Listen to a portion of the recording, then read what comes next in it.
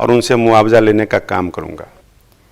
तो भू राजस्व मंत्री रामसूरत राय ने साफ साफ ये चेतावनी देते हुए कहा है, उसी लहजे में दरअसल ये बोलते हुए नजर आए कि तेजस्वी यादव अगर 2 दिनों के भीतर उनसे माफी नहीं मांगते हैं उनके ऊपर लगाए गए आरोपों के लिए, तो वो मानहानि का केस तेजस्वी यादव पर करेंगे। इधर तेजस्वी ने विधानसभा में हुए बवाल के लिए सत्ता पक्ष को जिम्मेदार ठहराया। तेजस्वी ने क्या कुछ कहा, आप भी सुनिए।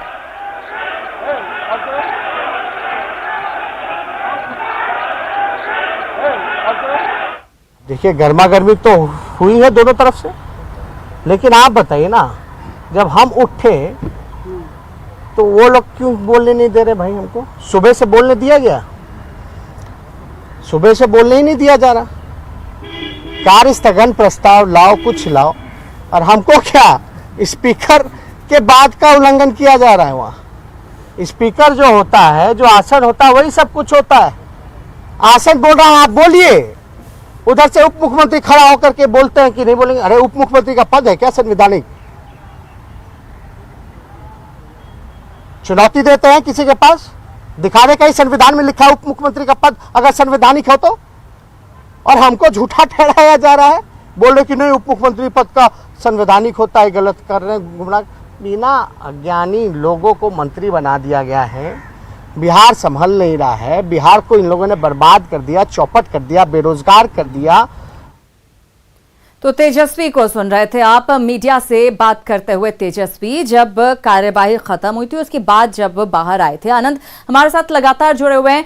आनंद, देखिए कहीं ना कहीं मुद्दे से फिर भी भटक रहे हैं यहाँ पर तेजस्वी, क्योंकि जब आसन कह रहा है उनको बोलने के लिए, तो क्यों आखिर ये लगातार वो इस मुद्दे पर उनकी सुई अटक गई कि उप मुख्यमंत्री का पद जो है वो संवैधानिक नहीं होता, संवैधानिक नहीं होता।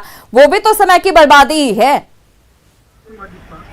पहले में है सिद्धांत के बिना राजनीति। देखिए इसके अंदर निश्चित तौर पे, और जो आप सुई अटकने की बात बोल रही हैं कि बिल्कुल उसी बयान के बाद सदन के अंदर हाथापाई की नौबत आ गई, तो कहीं ना कहीं अब तेजस्वी यादव को इस मामले पर बोलना है। और वो अभी भी अपने बात पे अड़े हुए हैं कि उन्हें बोलने की इजाजत नहीं दी जा रही है, विपक्षी पार्टी की जुबान को रोकने की कोशिश की जा रही है।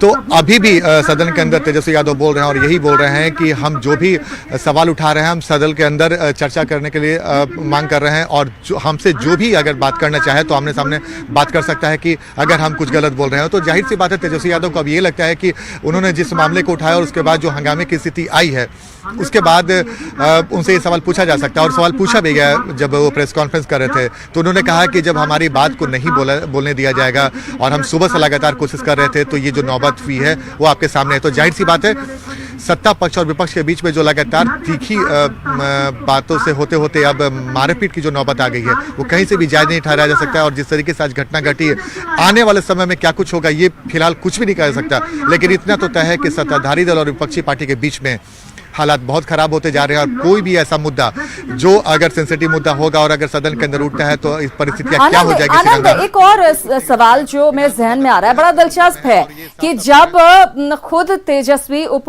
मुख्यमंत्री थे तो ये माना जाए कि उनको बोलने का कोई हक नहीं था सदन में, और उप मुख्यमंत्री जो यहाँ पर सदन में बैठे हुए हैं वो अगर बोलते हैं तो वो साफ साफ ये कह रहे हैं कि उनको कोई हक नहीं है सदन में बोलने का।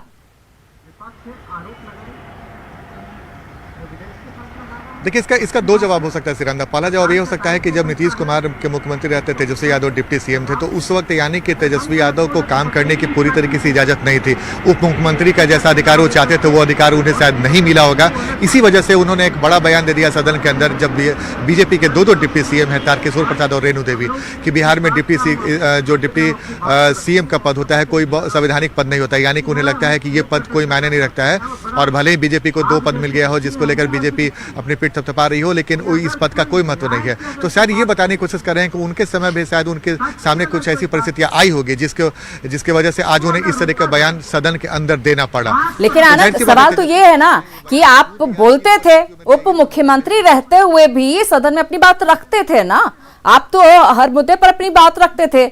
और उस वक्त अगर आपको यही कहकर बैठा दिया जाता कि संवैधानिक पद नहीं है, आपको बोलने का हक नहीं है, फिर आप क्या सोचते? आपको कैसा महसूस होता? यानी कि आप ऐसा ही महसूस करते थे कि आपकी कोई अहमियत नहीं है उस वक्त?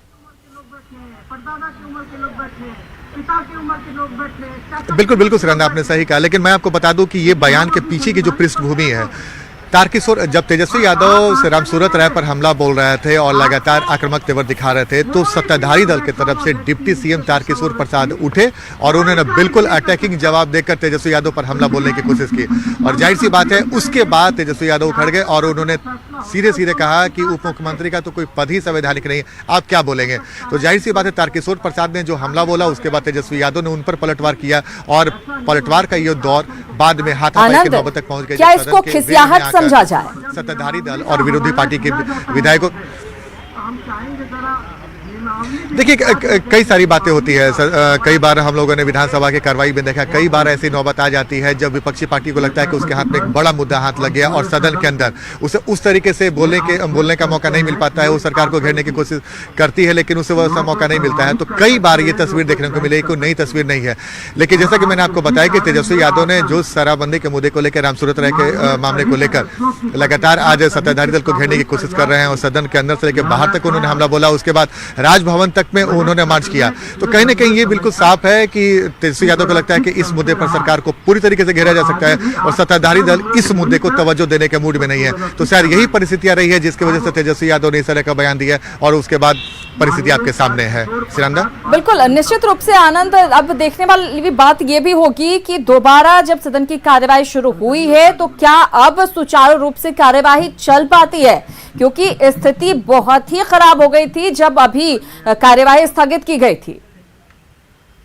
हम शुरू में ही दो बातों की तरफ देखिए बिल्कुल बिल्कुल, और अभी मैं आपको बता दूं कि अभी सदन की कार्रवाई चल रही है, अभी तक सुचारू ढंग से चल रही है। और जैसा कि मैंने आपको बताया था कि विधानसभा अध्यक्ष बेहद कड़े तेवर में है। उन्होंने साफ साफ चेतावनी दे दी है कि अगर इस तरह की घटना होती है, दोबारा होती है, तो वो बर्दाश्त करने के मूड में नहीं है। क्योंकि सदन के अंदर आज जो कुछ भी हुआ, हम लोगों ने जब से 10-15 सालों से विधानसभा कवर किया, कभी हम लोगों ने हाथापाई की नौबत नहीं देखी थी। हाँ, तू मैं जरूर हुआ है। सदन के अंदर वेल में विपक्षी पार्टी पहुंचे हैं, बयानबाजी का दौर चलता है, एक दूसरे से बयानों के जरिए हमला बोला जाता है। लेकिन जिस तरीके से तस्वीर आज देखने को मिली है, वो तस्वीर बेहद दुर्भाग्यपूर्ण है। और अभी विजय चौधरी जो संसदीय कार्य मंत्री भी हैं, वो सदन के अंदर बोल रहे हैं और जो परिस्थितियां हुई है उस पर बयान दे रहे हैं। तो जाहिर सी बात है, ये अपडेट भी हम अपने दर्शकों तक पहुंचाएंगे, लेकिन